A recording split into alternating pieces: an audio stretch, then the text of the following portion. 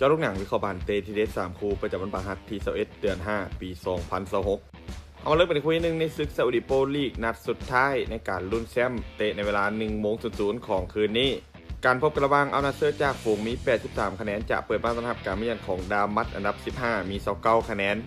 อัลนาเซอร์เกมนี้พวกเขาเล่นในบ้านยังคงเหนือกว่าคู่แข่งค่อนข้างหลายทั้งคุณภาพนักเตะเกมบุกและประสบการณ์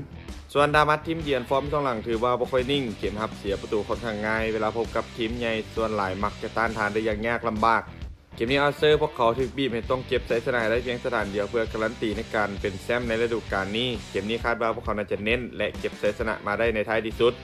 การคาดการณ์สกอร์ที่น่าจะเกิดขึ้นอัลนาเซอร์จะเปิดบ้านเอาชนะดามัดไปด้วยสกอร์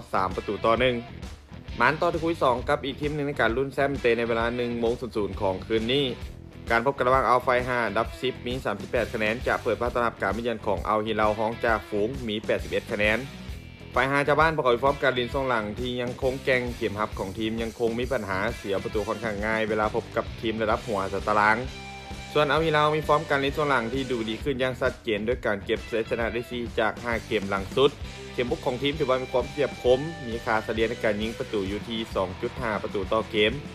นี้อัลฮิลาลพวกเขาจะเป็นฝ่ายที่คล้องบานและบุกกดดันใส่เจ้าบ้านในต้นเกมส่วนเจ้าบ้านน่าจะเน้นตั้งรับลึกแต่เราจะว่าการเล่นเกมส่วนกลับถ้าหากอัลฮิลาลพวกเขาสามารถยิงประตูแรกคืนนำได้ไว้มีสิทธิ์ที่สกอร์จะไหลยาวค่อนข้างสูงเกมนี้อัลฮิลาลพวกเขาก็เป็นทีมหนึ่งที่ลุ้นแชมป์แต่ต้องลุ้นให้อัลนาเซอร์สะดุดและพวกเขาชนะถึงจะมีสิทธิ์คว้าแชมป์ในฤดูกาลนี้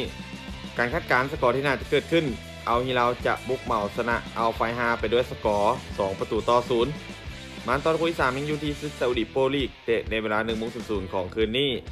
การพบกันระหว่างอัลอิติฮัดอันดับ5มี55คะแนนจะเปิดบ้านต้อนรับการมาเยือนของคาดิซิยาอันดับ4มี74คะแนน